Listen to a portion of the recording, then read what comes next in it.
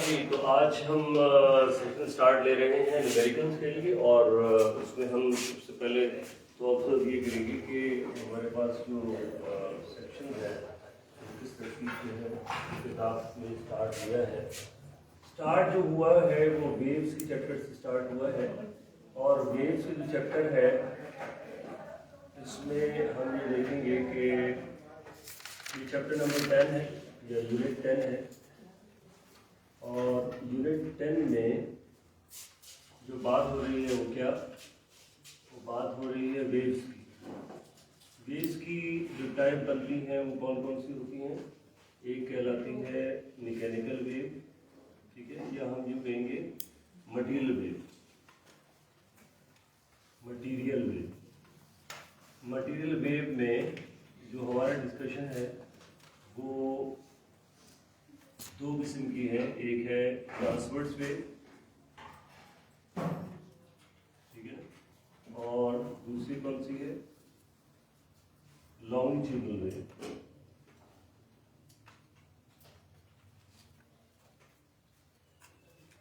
और जनाब इसके बाद दूसरी टाइप आती है वेव्स की, वो है electromagnetic wave.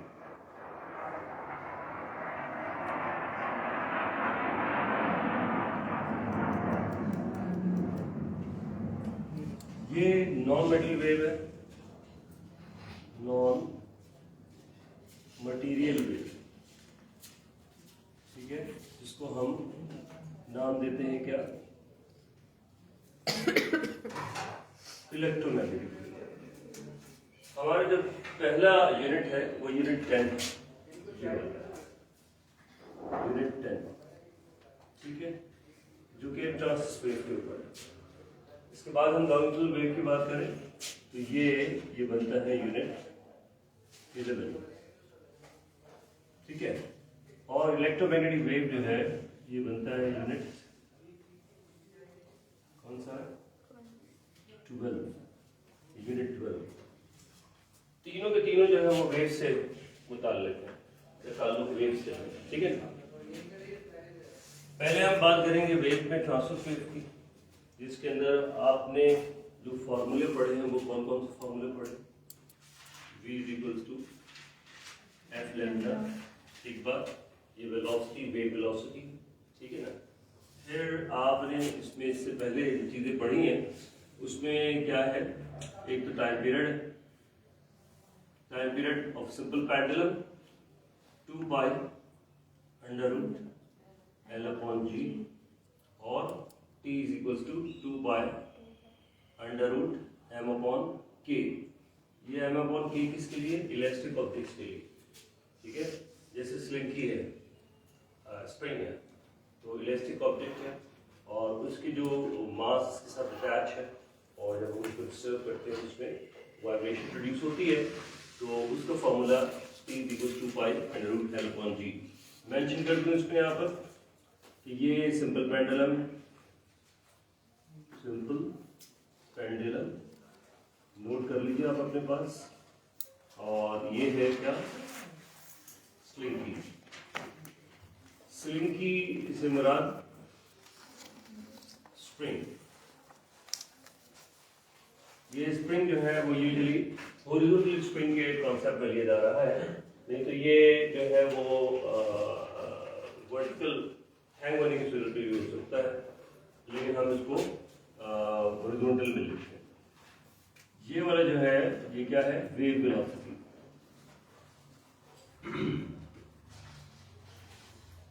Wave velocity.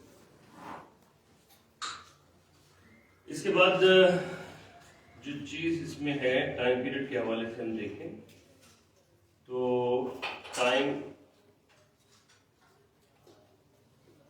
Period, और टाइम पीरियड में देखें तो T is equals to time upon vibration,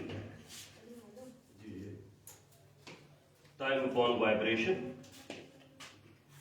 ये जो वाइब्रेशन है, इस वाइब्रेशन को हम ऑसिलेशन भी कह सकते हैं, रोटेशन भी कह सकते हैं, ठीक है, और इसका यूनिट सेकेंड होगा। इसके बाद जो चीज आती है वो है फ्रीक्वेंसी।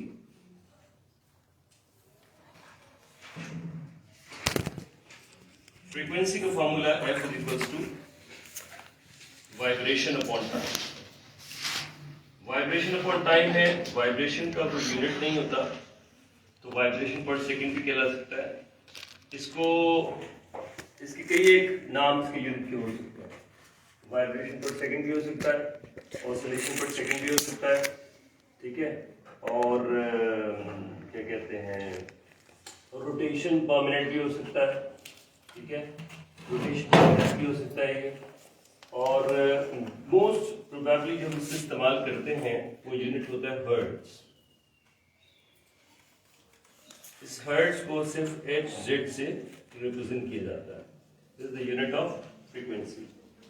ये फार्मूले हैं जो आपको इस चैप्टर के अंदर यूनिट के अंदर इस्तेमाल करने हैं, वेव्स के अंदर, जो मिडिल वेव है। आपको पता होना चाहिए कि वेव्स का मतलब क्या हो, transfer of energy in A systematic manner is called wave. और वो जो transfer of energy in systematic manner है उसके दो हिस्से बनाए, मिडिल वेव और लॉन्गिट्यूड वेव। मिडिल वेव कौन सी है, ट्रांसवर्स वेव, लॉन्गिट्यूड वेव। अभी हम ट्रांसवर्स वेव की बात कर रहे हैं। अगले चैप्टर के अंदर इसके न्यूमेरिकल करेंगे लॉन्गिट्यूड वेव्स की, ठीक है। उसके बाद फिर जो चैप्टर है वो इलेक्ट्रोमैग्नेटिक स्पेक्ट्रम का है, तो जो कि इलेक्ट्रोमैग्नेटिक वेव्स है, ठीक है। इलेक्ट्रोमैग्नेटिक वेव्स ये चैप्टर नंबर 12 बनता है, ये यूनिट 12 बनता है। इसके बाद फिर लाइट का चैप्टर आ जाता है, सही जी।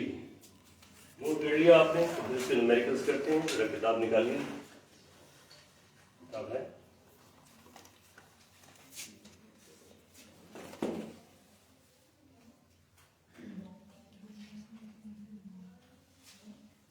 अभी हम फिलहाल किसकी बात कर रहे हैं, अभी हम फिलहाल यूनिट 10 की बात कर रहे हैं, ट्रांसवर्स वेव। इसी के ऊपर हमारे पास ये न्यूमेरिकल है।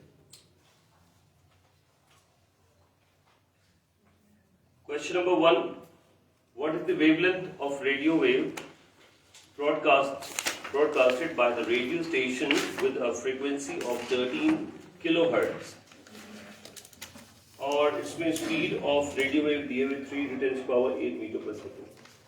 पहला सवाल भी इस फॉर्मूले के ऊपर आ गया, ठीक है। ये देखिए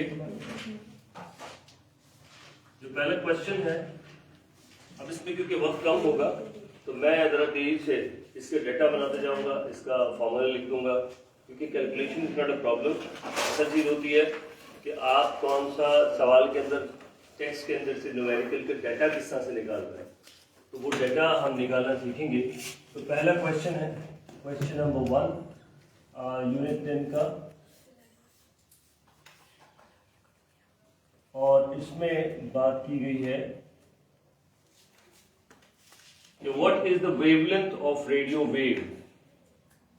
वेवलेंथ को किससे रिप्रेजेंट करते हैं, लैम्डा से। ये आपको फाइंड करना है, ठीक है जी। और wavelength broadcasted by a radio station with a frequency of 13 kilohertz, with a frequency of 13 kilohertz। जी आइए बेटा, 13 किलोहर्ट्ज, 13 किलोहर्ट्ज की फ्रीक्वेंसी है। अब किलो जो है, इस किलो को हम कन्वर्ट करेंगे, तो किलो को क्यों कन्वर्ट करेंगे, इसलिए कि हमें फ्रीक्वेंसी किस में लेनी है, हमें फ्रीक्वेंसी हर्ट्ज में लेनी है।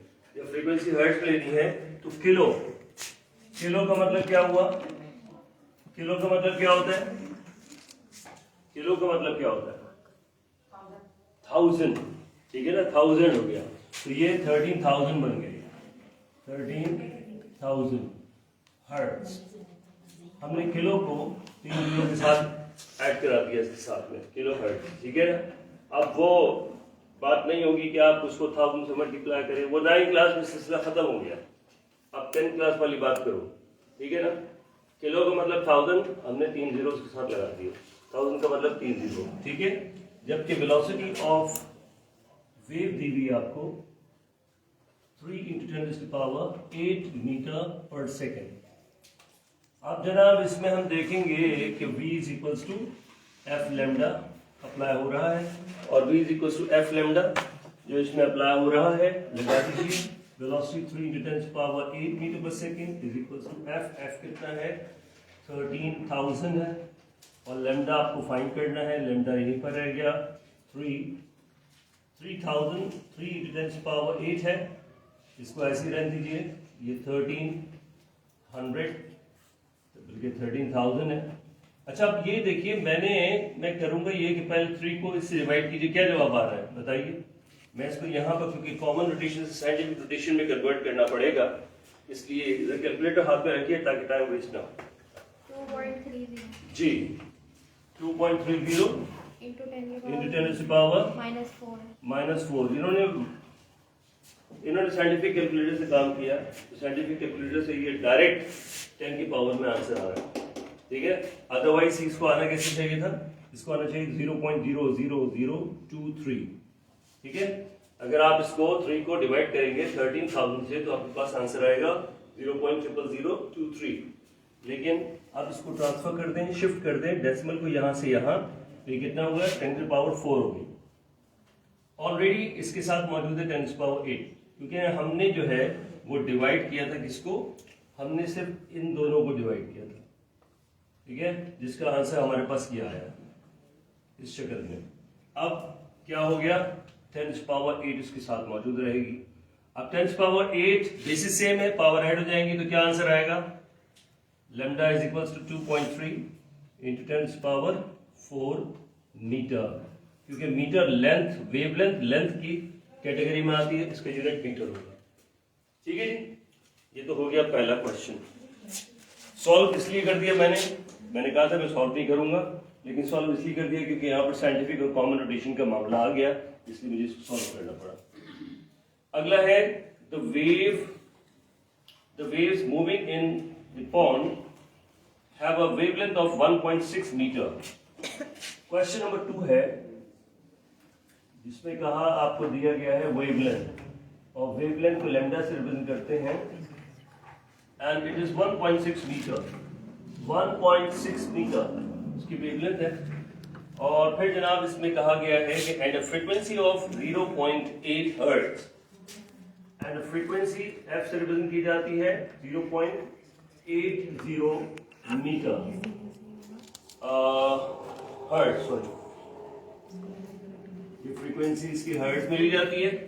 और फिर जनाब कहा गया कि calculate the speed of these water waves की फ्रीक्वेंसी आपको, वेव वेलोसिटी आपको फाइंड करनी है, वेव वेलोसिटी आपको फाइंड करनी है। फॉर्मूला आपके पास मौजूद है, v is equals to F lambda, और हमारे पास क्या मौजूद है, वेलोसिटी आपको फाइंड करनी है, v is equals to F lambda 1.6 ना 0.8 मल्टीप्लाइड बाय 1.6, और जरा जवाब भी बताइए कितना आया, 6 8 तो 48 का 8 4 क्या आएगा, सॉरी 1.28 मीटर पर सेकेंड इसकी वेलोसिटी आ गई। चलिए जी ये क्वेश्चन भी हो गया। क्वेश्चन नंबर 3 पे आ जाइए। क्वेश्चन नंबर, इसको समझना जरूरी है, देखिए चीजें बाद में आप इसको कॉपी करते रहिएगा, इसको समझना जरूरी है। क्वेश्चन नंबर 3 के अंदर क्या बात कही गई है जरा ध्यान दीजिए। If 50 waves passes through a point in the rope in 10 seconds, important question है ये भी। इस तरह के क्वेश्चन जो है वो पिछले सालों में, ये बुक नहीं थी, इससे पहले जो बुक थी उस बुक के अंदर इस किस्म के सवाल आया करते थे कि वाइब्रेशन दी जाती थी, उनका टाइम दे दिया जाता था, ठीक है ना, ऑसिलेशन दी जाती थी, उनका टाइम दे दिया करते थे, बिल्कुल वही चीज सवाल है। तो इंपॉर्टेंट क्वेश्चन हो सकता है ये। तो इसमें वेव दे दें या वाइब्रेशन कह दें, बात एक ही है।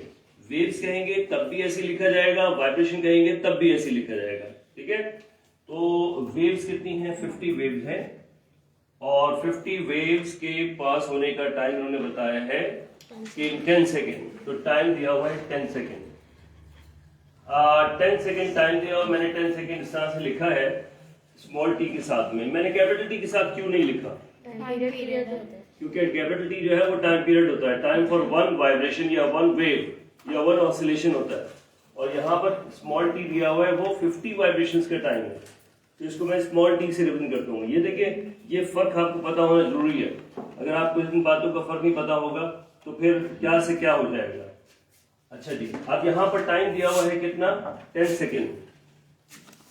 10 सेकेंड दिया हुआ है, 50 वेव्स का टाइम है, और उसके बाद कहा गया है कि what are the frequency and the time period. आपको इसकी फ्रीक्वेंसी निकालनी है और पीरियड निकालना है। पीरियड का मतलब टाइम पीरियड फाइंड करना है, ठीक है। और फिर इसमें कहा गया है क्या कि if its wavelength is 8 centimeter, wavelength यानी lambda is 8 centimeter, calculate the speed, wave speed. Wave speed के मतलब v फाइंड करना है जी। तो अब इसमें सोल्यूशन हम करेंगे, और सोल्यूशन के अंदर हम क्या क्या करेंगे, सबसे पहले जरा गौर करें। हम क्या करना चाहिए, हमें वेव्स और टाइम दिया हुआ है, फ्रीक्वेंसी और पीरियड निकालना है। क्या करेंगे, वो फॉर्मूला आपके सामने मौजूद है। अगर आपको टाइम पीरियड फाइंड करना है तो t is equals to time upon waves, ठीक है। और फ्रीक्वेंसी फाइंड करनी है तो फ्रीक्वेंसी फाइंड करने के लिए waves upon time, time upon vibration, तो मैंने टाइम अपॉन वेव्स लिख दिया, ठीक है। फ्रीक्वेंसी निकालनी है वाइब्रेशन अपॉन टाइम, तो मैंने क्या किया, टाइम वाइब्रेशन तो मतलब वेव अपॉन टाइम। यहाँ से ये दो चीजें मिल जाएंगी। ये दो चीजें मिलने के बाद v is equals to F lambda. इससे आप ये निकाल लेंगे, कॉपी कर लेंगे फिर जल्दी से कॉपी कर लीजिए, फिर आगे बढ़ते हैं। फिर मैं बोर्ड रब करूंगा।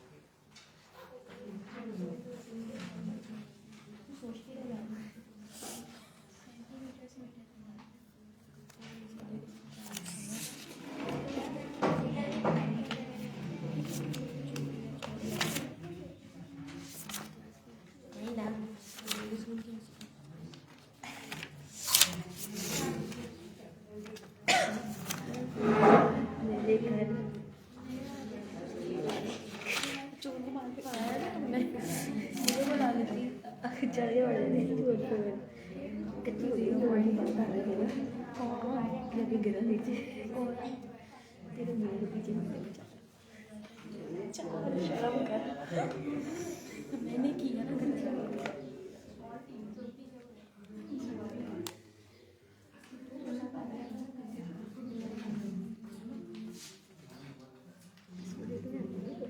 पूछ के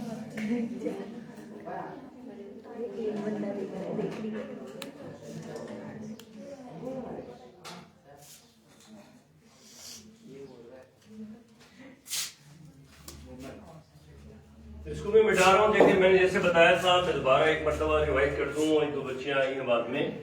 देखिए वेव जो है, इसको मैं यूनिट 10 हटा देता हूँ, क्योंकि वेव मेन कॉन्सेप्ट है। वेव दो तरह की है, metal wave, non metal wave. आप लोग अपना काम करते रहें, कॉपी करते रहें, इसको सॉल्व करते रहें जिन्होंने नहीं किया है। मेटल वेव और नॉन मेटल वेव दो तरह की वेव होती हैं। मेटल वेव जो है उसकी कैटेगरी के अंदर दो चीजें आती हैं, ट्रांसवर्स वेव और लॉन्गिट्यूडल वेव, जबकि इलेक्ट्रोमैग्नेटिक वेव जो है वो नॉन मेटल वेव होती है, ठीक है। ट्रांसवर्स वेव जो पहली कैटेगरी है, इस पे पूरा चैप्टर है यूनिट 10। बात तो इसमें लॉन्गिट्यूडल वेव की भी हुई है, लेकिन सारा काम जो है वो इसमें ट्रांसवर्स वेव के ऊपर है। अगला चैप्टर होगा साउंड का, जो कि लॉन्गिट्यूडल वेव, इसके ऊपर हम कल मेडिकल करेंगे। देखते हैं आज अगर मौका मिल गया तो आज कर लेंगे, नहीं तो हम कल इसको कंटिन्यू करेंगे। ये साउंड का चैप्टर है यूनिट 11, जो कि लॉन्गिट्यूडल वेव पे है पूरा। इलेक्ट्रोमैग्नेटिक वेव, जिसको इलेक्ट्रोमैग्नेटिक स्पेक्ट्रम का नाम दिया गया, ठीक है ना, बहुत बड़ा वास्ट टॉपिक है। इस पे पूरा चैप्टर नंबर यूनिट 12, इसको हम तो चैप्टर जबान पे, क्योंकि पहले हम चैप्टर पढ़ा करते थे, इसलिए चैप्टर जबान पे आया हुआ है। तो यूनिट 12 या चैप्टर 12 जो है वो किस पर है, इलेक्ट्रोमैग्नेटिक स्पेक्ट्रम जी। देखिए टाइम पीरियड हो, जहां टाइम के साथ लग गया तो उसमें यूनिट क्या होगा, अब वो टाइम पीरियड हो, चाहे टाइम फॉर ऑसिलेशन हो, नंबर ऑफ ऑसिलेशन हो, कुछ भी हो, ठीक है। लेकिन जहन में रहना चाहिए कि हम जिस टाइम की बात कर रहे हैं वो किसी न किसी इंटरवल का टाइम होगा, ठीक है ना। तो इंटरवल का टाइम जो है वो स्मॉल टी से रिप्रेजेंट किया जाएगा, ठीक है। लेकिन किसी पर्टिकुलर इंटरवल का टाइम जो कंसेक्यूटिव रिपीटिशन पे आ रही है, उसका जो एक टाइम है वो क्या कहलाता है, टाइम पीरियड कहलाता है, ठीक है। और उसका यूनिट वही रहेगा जी। हाँ, सेकंड यूनिट तो सेकंड से शुरू किया जाएगा। चलिए मैं इसको हटा रहा हूँ। अटल वेव में हम ट्रांसवर्स वेव के ऊपर न्यूमेरिकल कर रहे हैं यूनिट 10 के, और यूनिट 10 के न्यूमेरिकल हम कर रहे हैं, उसमें हम तीन न्यूमेरिकल कर लिए हैं। अब हम चौथे न्यूमेरिकल पे जा रहे हैं, और चौथे न्यूमेरिकल में क्या बात कही गई है, स्लिंकी। स्लिंकी कौन सा है? स्लिंकी कैसे है, होता है ऐसे, ठीक है ना। ये स्लिंकी है। इसको अगर आप स्ट्रेच करते हैं तो स्ट्रेच करने पे क्या होता है, इसकी यहाँ पर 4 टर्न है, तो 4 टर्न के अंदर 4 टर्न के 4 रहेंगे, इसमें इजाफा नहीं होता टर्न के अंदर, टर्न्स उतने ही रहते हैं। ये बात बड़ी इंपॉर्टेंट है, नंबर ऑफ टर्न्स में कोई तब्दीली नहीं आती, बल्कि इनके दरमियान गैप बढ़ जाता है, ठीक है। जब हम इसको रिलीज करते हैं तो ये वापस अपनी जगह पे आता है, तो स्लिंकी इसको कहते हैं। क्वेश्चन नंबर 4 में अ slinky has produced a longitudinal wave. The wave travels at a speed of 40 meter per second, centimeter per second. अच्छा, एक बात इसमें मुझे आपको बतानी है, जरा गौर कीजिएगा। यहाँ पर यूनिट सामने आया तो मुझे याद आ गया, सेंटीमीटर में दिया हो वेवलेंथ। अब आपको सेंटीमीटर में अगर वेवलेंथ दी हुई है तो देखिए यूनिट वाला सिर्फ 2 क्वांटिटी हैं, एक वेलोसिटी है और एक वेवलेंथ है। ये 2 चीजें जो है यूनिट की हैं, और तीसरी कोई चीज नहीं है। तो अब आप इसके यूनिट को इसके यूनिट के साथ लेके चलें। जब आप वेलोसिटी निकालेंगे तो जो भी वेलोसिटी आई, कितनी आई, कितनी आई वेलोसिटी, 0.4 सेंटीमीटर पर सेकेंड होगी, ठीक है। क्योंकि यूनिट आपको यहाँ पर सेंटीमीटर दिया हुआ है, कोई जरूरत नहीं है कन्वर्ट करने की, सेंटीमीटर दिया हुआ है। मैंने ये कहा कि 2 क्वांटिटीज हैं, एक वेवलेंथ है और दूसरी वेलोसिटी है, और दोनों का आपस में ताल्लुक बन रहा है। अगर ये सेंटीमीटर में दिया हुआ है तो वेलोसिटी सेंटीमीटर पर सेकंड में आ जाएगी, और अगर ये मीटर में दिया हुआ है तो वेलोसिटी मीटर पर सेकंड में आ जाएगी। बिल्कुल इसी तरीके से अगर वेलोसिटी मीटर पर सेकंड में दी हुई है तो वेवलेंथ मीटर में आएगी, और अगर सेंटीमीटर पर सेकंड में वेलोसिटी दी जाती तो वेवलेंथ सेंटीमीटर में आएगी।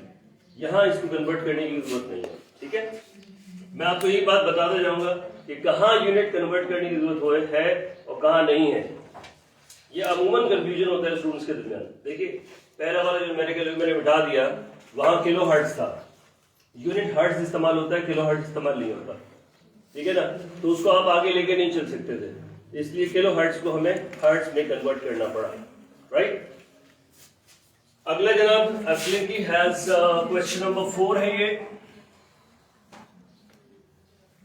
क्वेश्चन नंबर 4 में क्या बात कही गई है, slinky has produced a longitudinal wave, the wave travels at the speed of 40 centimetre पर सेकेंड। देखिए यहाँ पर फिर वेलोसिटी दी हुई है 40 सेंटीमीटर पर सेकेंड में, and frequency of the wave is 20 hertz. Frequency of the wave is 20 hertz. अच्छा, 20 हर्ट्ज का सेंटीमीटर से और मीटर से कोई ताल्लुक नहीं है, सही है ना। इसलिए मैं कह रहा हूं कि हम सिर्फ वेलोसिटी और वेवलेंथ के यूनिट के साथ चलेंगे।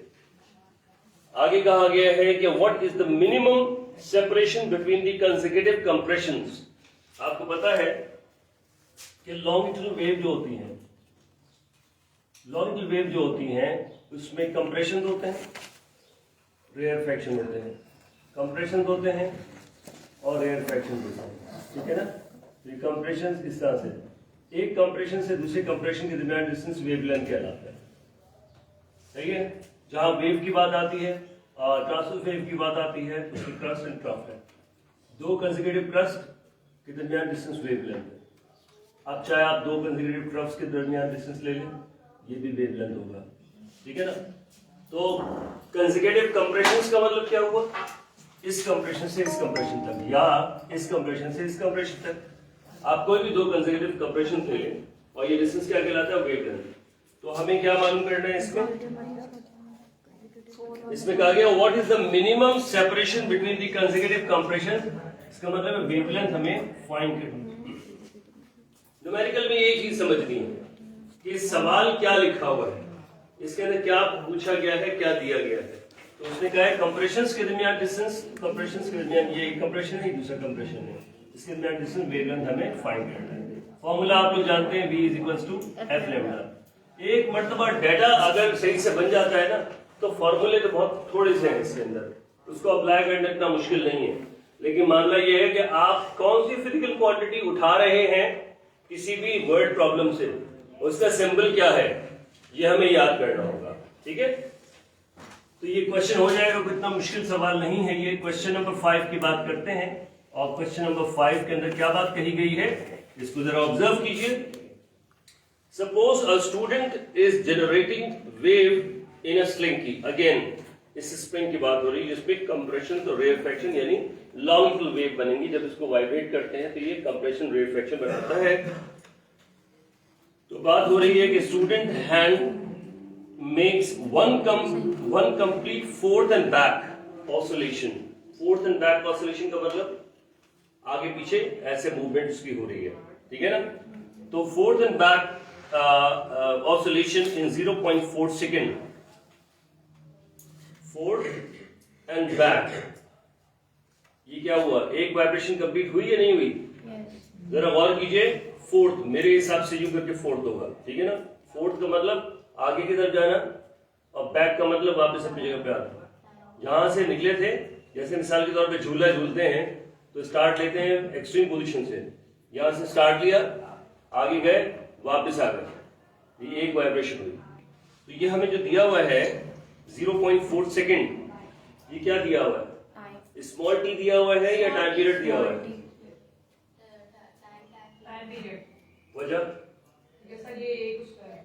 क्योंकि एक ऑसिलेशन हुई है, ठीक है ना। तो यहाँ फोर्थ एंड बैक एक ऑसिलेशन हुई, तो जो चीज दी हुई है वो टाइम पीरियड दिया हुआ है।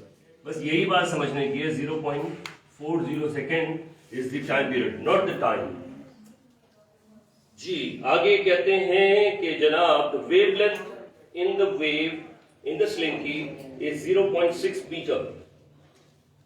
वेवलेंथ किससे रिप्रेजेंट करते हैं? लैम्डा। लैम्डा कितना दिया हुआ है इन्होंने?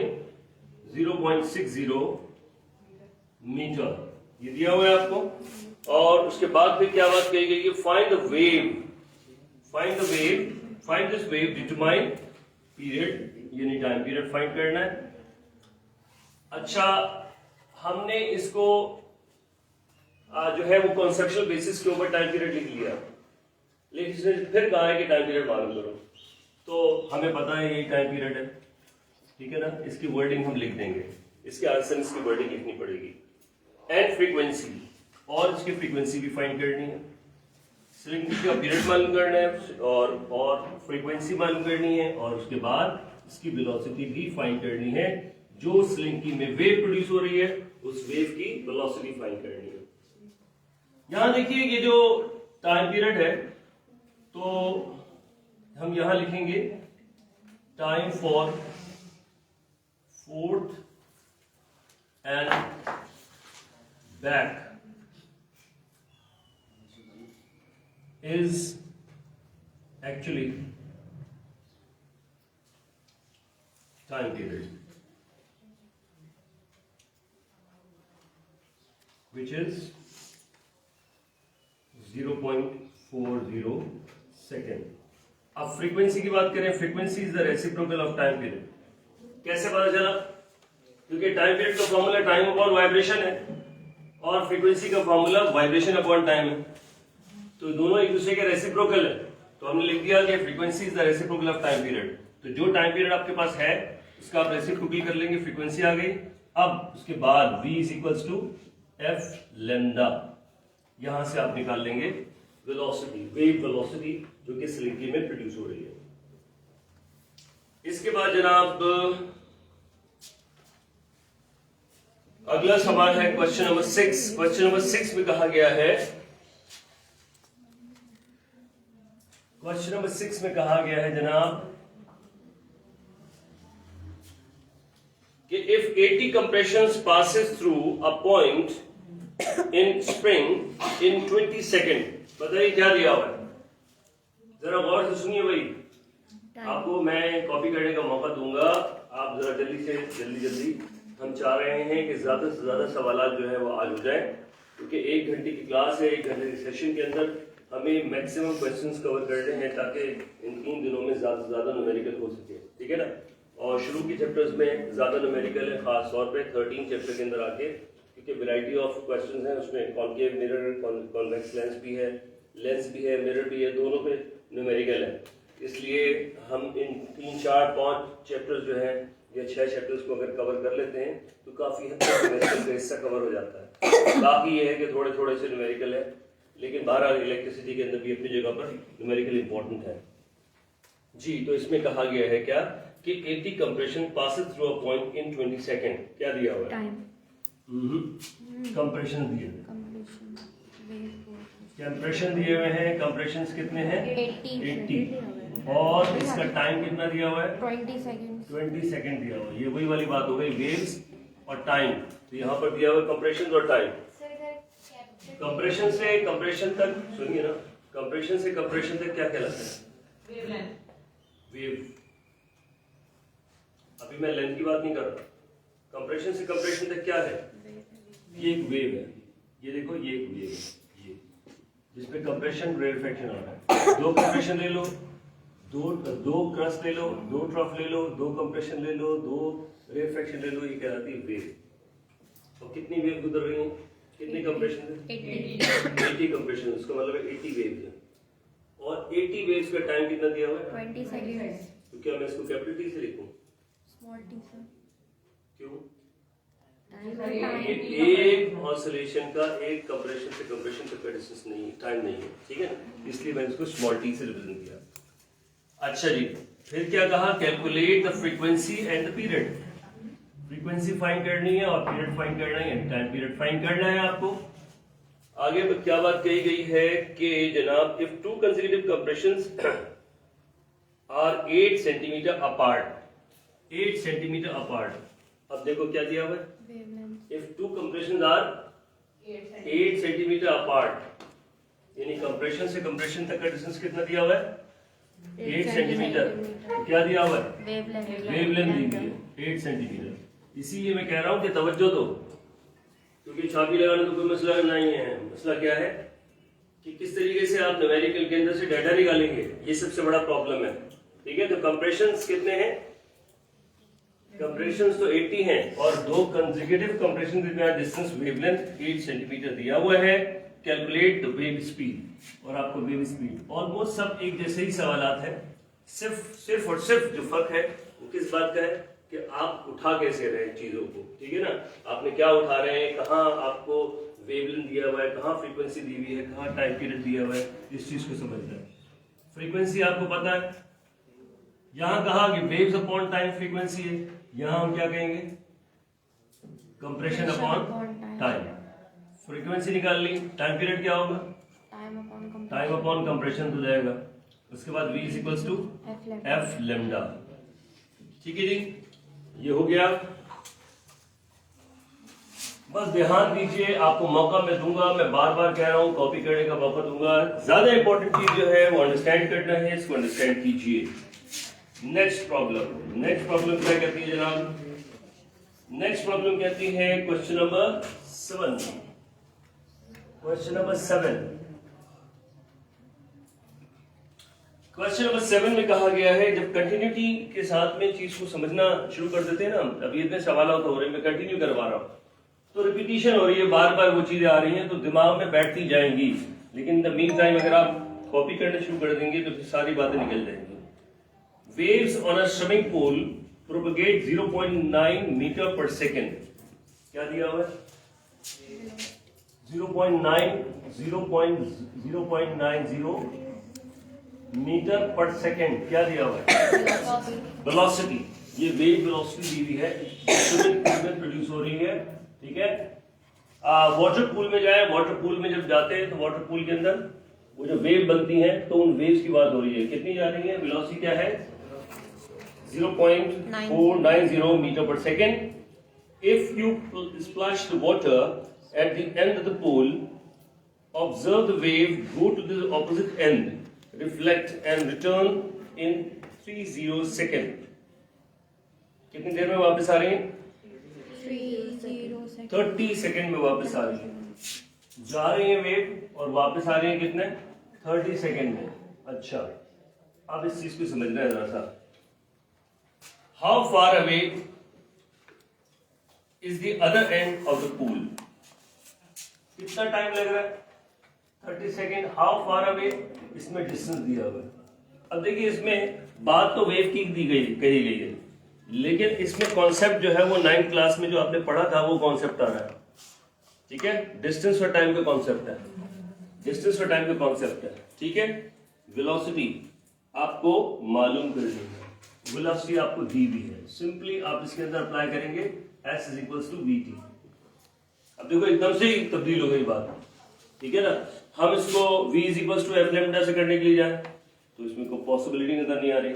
ना वेव दी हुई है, ना कंप्रेशन कहा हुआ है, ना कंसेक्यूटिव ऑसिलेशंस कहा हुआ है, ठीक है ना। तो यहाँ पर किस तरह से वो फार्मूला अप्लाई होगा वो तो मुमकिन ही नहीं है। तो यहाँ पर कहा कि एक स्विमिंग पूल है, इस स्विमिंग पूल के अंदर यहाँ से जब वेव प्रोड्यूस होती हैं तो वेव जो टकराकर वापस आ रही है वेव, तो कितनी देर में वापस आ रही है? 30 सेकेंड में। वेलोसिटी इसकी ये है, आपको डिस्टेंस मालूम करना, ठीक है। अच्छा, इसमें एक चीज जरा और समझने की है, हाउ फार अवे। लेकिन इससे पहले, if you splash the water at one end of the pool and observe the wave go to the opposite end, reflect and returns in 30 second. यहां देखो ये चीज समझने की, ये जो 30 सेकेंड दिया हुआ है, मैं जो रिपीट की बात, इससे क्या आपके जहन में आ रही बात? 30 सेकेंड दिया हुआ है, ये यहां से पानी को इस तरह से हाथ से स्प्लैश किया जा रहा है, ऐसे मारा जा रहा है, ठीक है ना। वो वेव जा रही है, टकराती है, टकराकर वापस आ रही है 30 सेकेंड में। तो टाइम ये सिर्फ जाने का है या वापस आने का है या जाकर वापस आने का है? ठीक है, तो जो डिस्टेंस मालूम करेंगे वो जाने का डिस्टेंस होगा या वापस आने का होगा या जाके आने का डिस्टेंस होगा। हमें कितना चाहिए? हमें उसका आधा चाहिए। क्यों?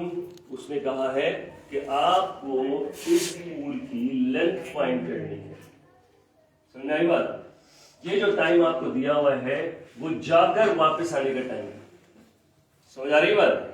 तो इसका मतलब है कि जो टाइम आपके पास डिस्टेंस जो होगा वो जो निकलेगा आप निकालेंगे वो 2s निकालेंगे। क्या निकालेंगे? 2s।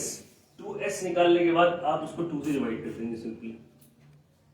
ठीक है, आप ये भी कर सकते हैं, आप ये भी कर सकते हैं कि जो टाइम है इस टाइम को आप हाफ ले लें, क्योंकि जितनी देर में जा रही है उतनी देर में वापस भी आएगी, और जाने और आने टोटल टाइम 30 सेकेंड है। समझ में आ रही बात? तो या तो आप पूरा डिस्टेंस निकालने के बाद उसको 2 से डिवाइड कर दें, आधा कर दें, क्योंकि ये 2s होगा, सही है ना। जाने का s और वापस आने का s, ज्यादा बेहतर यही रहेगा। आप इसको इस तरह से अप्लाई कर दीजिए। वेलोसिटी कितनी है? 0.9 मल्टीप्लाइड बाय 30, ठीक है। तो s इज इक्वल्स टू 0.9 को 30 से मल्टीप्लाई करें, 2.7 डिवाइडेड बाय 2, तो s कितना आ गया? 1.4 नहीं 4 क्यों 1.35 मीटर। यही आ रहा है? चेक कीजिए, ये आपके पास आंसर आ गया, ठीक है। सर अगर टाइम को 15 ले लें? सॉरी, टाइम को 15 ले लें? टाइम को 15 कैसे लोगे? कॉन्सेप्ट जो है वो टाइम 15 लेने में कैसे बनेगा?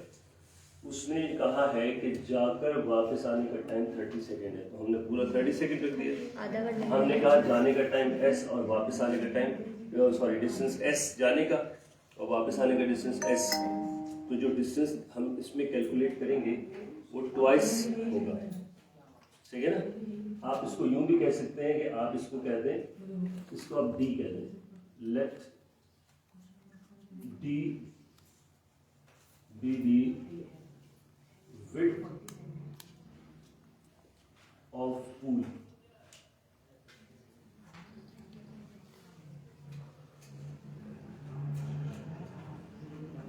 ठीक है, तो फिर ये क्या हो जाएगा, S is equal to 2D। ठीक है, S इज इक्वल टू क्या हो जाएगा, S is equal to 2D हो जाएगा। और आप D आपको फाइंड करना, ये आपने D फाइंड कर दिया। अभी समझ में आ रही बात? ठीक है, नहीं है? देखो भाई, D जो है इस पूल की लेंथ, और ये वेव जा रही है और वापस आ रही है, जाके वापस आने का टाइम दिया हुआ है। जाने में कितना डिस्टेंस कवर कर रही है D, वापस आने में कितना डिस्टेंस कवर करेगी D। तो जो वेव ने डिस्टेंस कवर किया वो S है, और विड्थ ऑफ द पूल कितना है, इसका हाफ, जाने का D, वापस आने का D। तो S is equal to D plus D, और हमें इसकी विड्थ फाइंड करनी है, D हम फाइंड करनी है। ठीक है, क्लियर हुए पॉइंट, समझ में आया? जी बोलिए। 13.5 आ रहा है, 1.35 नहीं। कैसे?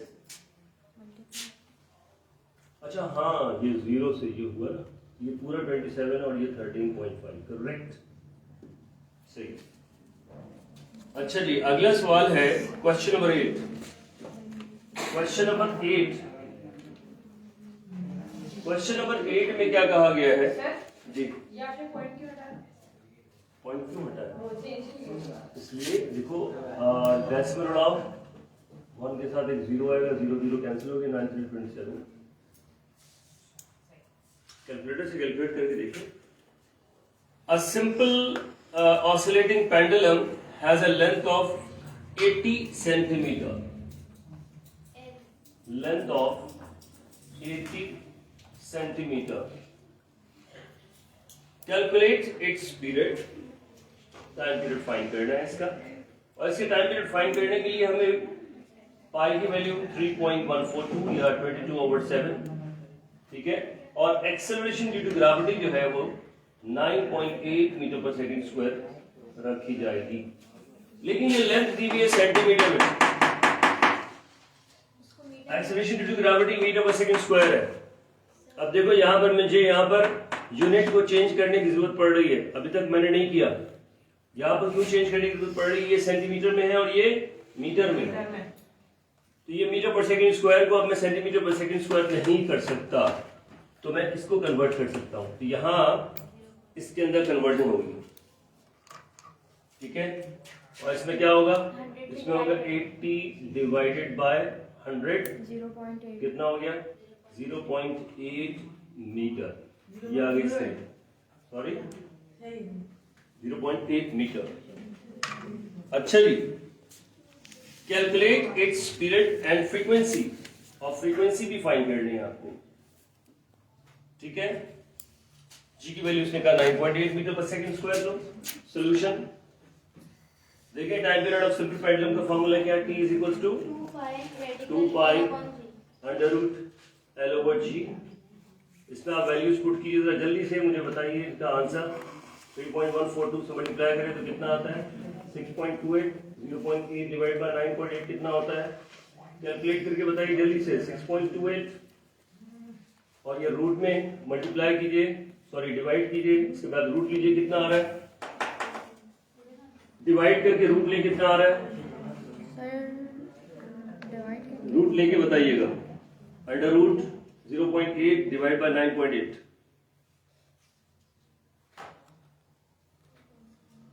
0.285, ठीक है। तो टाइम पीरियड कितना बना, मल्टीप्लाई करके, मल्टीप्लाइड बाय 6.28,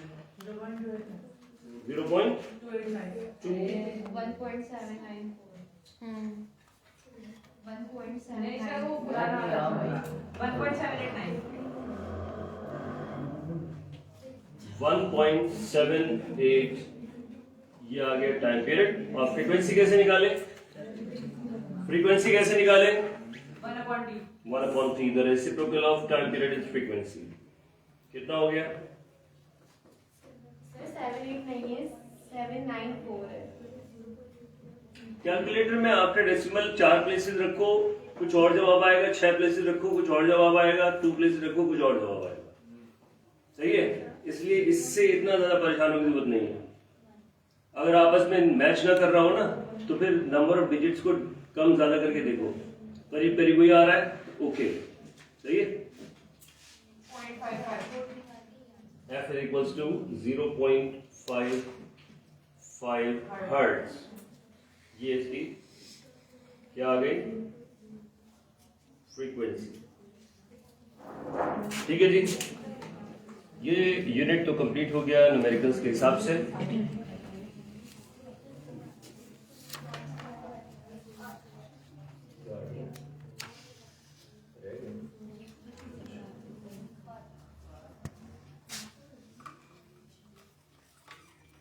अब आइए जनाब हम चलते हैं नेक्स्ट यूनिट के ऊपर।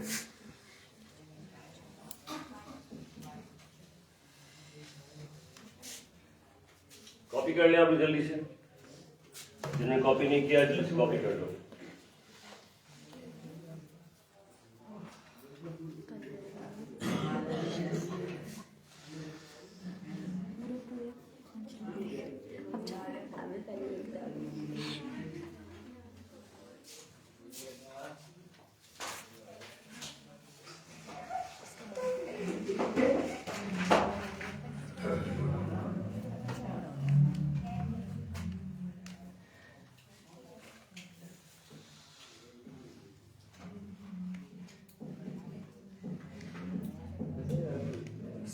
कैमरा लगा देना, मेरे माँ बाप को अम्मा को बताना चाहिए पूरी वीडियो। सीसीटीवी कैमरा लगाता है क्लास में। अच्छा भाई, अब आइए हम बात करेंगे किस पे,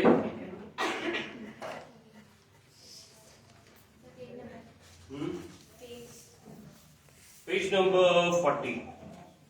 पेज नंबर 40 यूनिट 11 के क्वेश्चंस हैं और इसमें जो फॉर्मूले यूज हो रहे हैं ये फॉर्मूला भी इस्तेमाल होगा।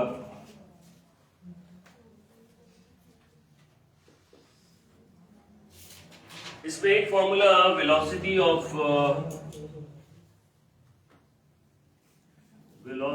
ऑफ साउंड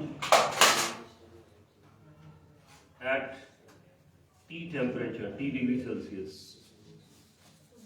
टेम्परेचर के चेंज होने से वेलोसिटी ऑफ साउंड के ऊपर असर पड़ता है, और velocity of sound at any temperature T क्या होगा, 331 मल्टीप्लाइड बाय T अपॉन 273। देखो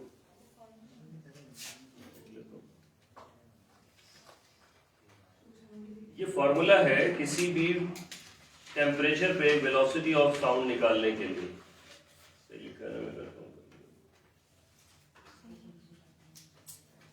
यस, पहला सवाल इसी पर है। पहला सवाल जो है वो इसी फॉर्मूले पे हो रहा है। यूनिट 11 क्वेश्चन नंबर 1 कहते हैं कि calculate speed of sound in air at 50 degree Celsius. ये देखो, स्पीड ऑफ साउंड यानी v फाइंड करना है एट 50 डिग्री सेल्सियस, आपको मालूम करना। तो टेम्परेचर कितना दिया हुआ है आपको, रिक्वायर्ड टेम्परेचर 50 डिग्री सेल्सियस, ठीक है। जबकि velocity of sound at room temperature कितनी होती है, 0 डिग्री सेंटीग्रेड। 0 डिग्री सेंटीग्रेड कितनी होती है, 330 वी नॉट कहेंगे इसको। V naught is equal to 331 metre पर सेकेंड। उसमें दी गई फॉर्मूले में जरूरत नहीं है, बस सीधा सीधा इसमें डाटा अप्लाई की, डाटा आपने बना लिया है, अप्लाई कर दीजिए। वेलोसिटी फाइंड कर दें, आपको वेलोसिटी का formula vt is equal to 331 into under root t over 273। इसमें हमने एक काम नहीं किया, डिग्री सेल्सियस को केल्विन में कन्वर्ट करना पड़ेगा क्योंकि यहाँ 273 केल्विन में आ रहा है, तो प्लस 273 यहाँ पर करना होगा, तो ये बन जाएगा कितना 323 ऐसे ही है। 323 केल्विन, ये 323 केल्विन हो गया।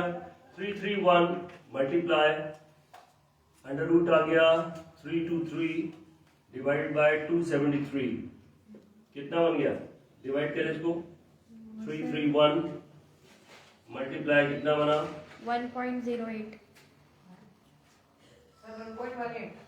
स्क्वायर रूट के अंदर है बाहर है, अंदर बाहर मतलब बस पूरा कैलकुलेट करके बताओ रूट। सर पूरा रूट लेके बताया 1.08। 1.08 चेक करें सब बाकी लोग।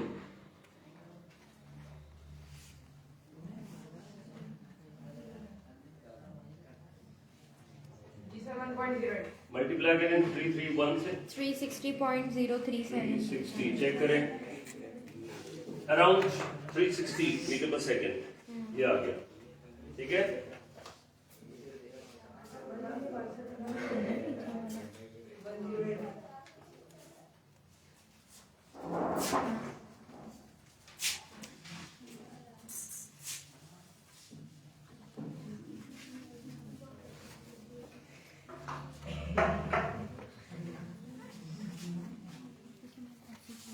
अच्छा जी, आगे हम बात करते हैं कि क्वेश्चन नंबर 2 है।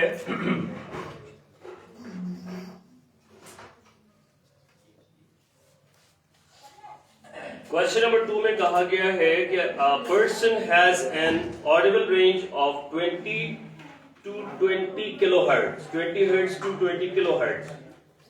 What are the distinguishing wavelengths of sound waves in air corresponding to these two frequencies? Take the speed of sound as 340 meter per second in air.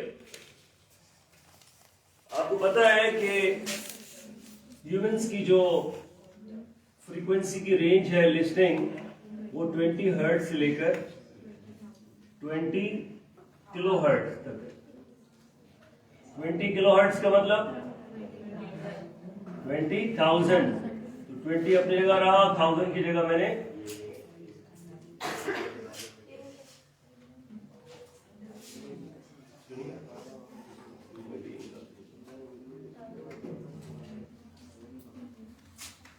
अच्छा जी, डिस्कशन बाद में कर लीजिएगा। इन दोनों के लिए वेलोसिटी जो है वो दी हुई है 3, बेटा बातें बाद में कर लीजिएगा, ध्यान दे दीजिए।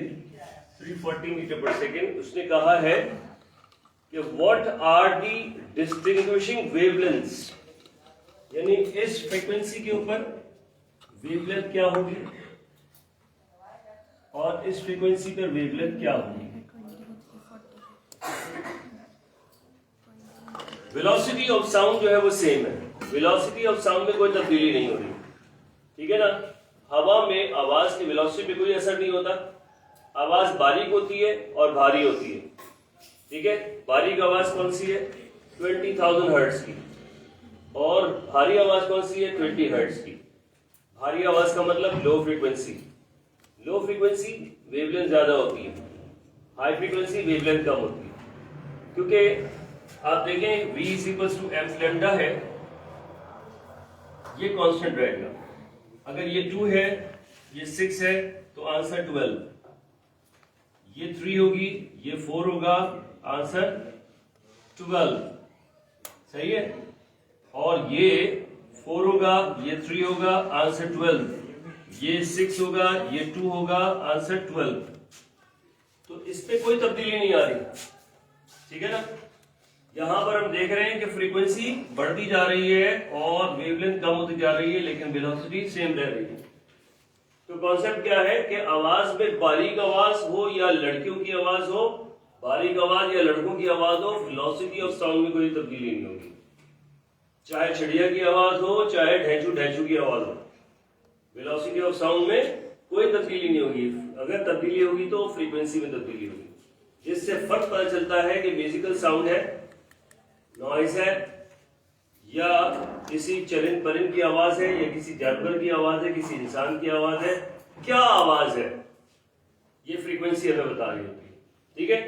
तो सिंपली इसके अंदर फॉर्मूला आपको पता है, v is equal to F lambda, v is equal to F lambda, दोनों में इस्तेमाल होगा v is equal to F lambda, लेकिन फर्क क्या होगा, यहाँ पर 1 1 आएगा, यहाँ 2 2 आएगा, और वेलोसिटी दोनों की तरफ सेम है, ठीक है। कर लेंगे आप लोग ये काम। अगला सवाल, question number 3, a ship uses ultrasonic pulses to measure the depth of submarine। देखिए क्वेश्चन नंबर 3 के अंदर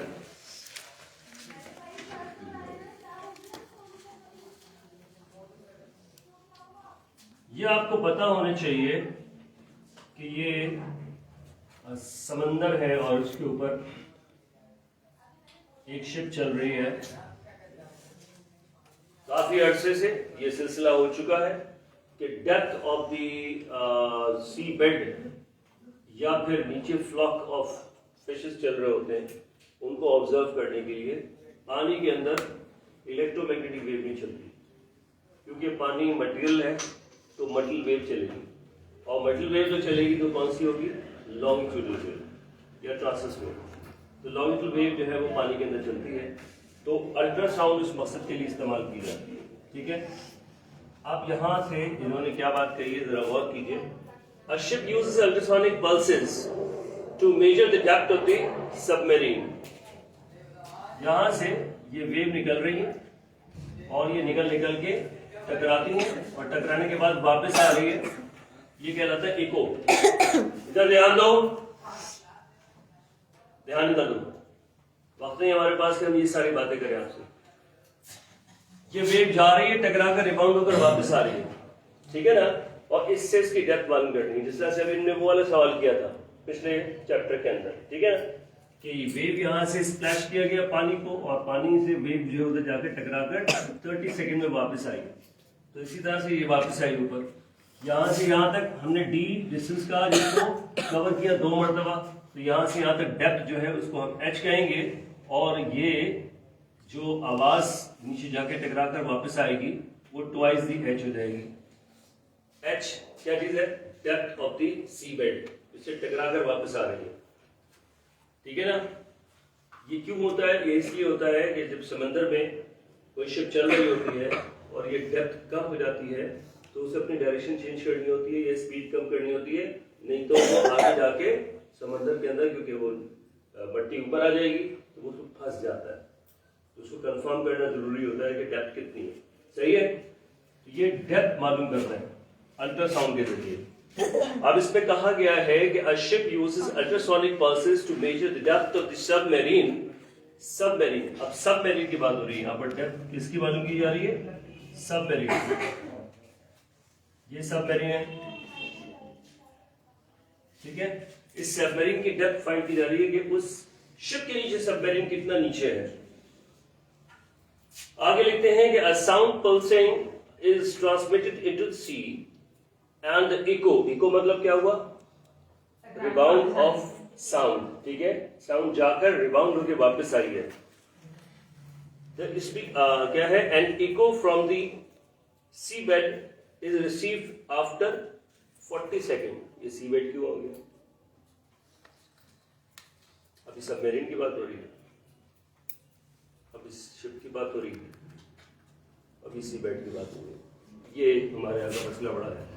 is received in 40 second, 40 millisecond, कितनी देर में वापस आई है, 40 मिली सेकेंड, मिली सेकेंड। अब इसको मीटर सेकेंड पढ़ लेते हैं बच्चे, तो ये मीटर सेकेंड नहीं है, मिली सेकेंड होगा, माइक्रो होता तो म्यू साइन बना हुआ होता, ठीक है। कितनी देर में ये वापस आई है। फिर क्या कहते हैं कि speed of sound in sea water is 1480 metre पर सेकेंड स्पीड ऑफ साउंड है। पूछा गया है calculate the deepness of the submarine, आपको एच फाइंड करना है, ठीक है। और साउंड जो कवर कर रही है इसको 2 मरतबा कवर कर रही है, जाने में और क्योंकि इको है तो वापस आने में, मिलाकर कितना टाइम बन रहा है, 40 मिली सेकेंड का बन रहा है। 40 मिली सेकेंड को सेकेंड में कन्वर्ट कर लेंगे, क्या करेंगे? सेकंड बड़ा, मिली सेकंड बड़ा, सेकंड बड़ा और मिली सेकंड छोटा। बड़े से छोटे में कन्वर्ट करने के लिए डिवाइड करेंगे और बड़े से छोटे में कन्वर्ट करने के लिए मल्टीप्लाई, और छोटे से बड़े में कन्वर्ट करने के लिए तो कितने से करेंगे? कितने से करेंगे? 1000। कितना हो गया? 0.04 सेकेंड। अब क्या करेंगे? बिल्कुल वैसे ही जैसे उसमें किया था। कहाँ गया वो सवाल? बिल्कुल ऐसे करेंगे। S is equals to VG, 2H is equals to VG करके दिखाएं इसको, और फिर क्लास खत्म करेंगे हम इंशाल्लाह। कल इसको कंटिन्यू करेंगे।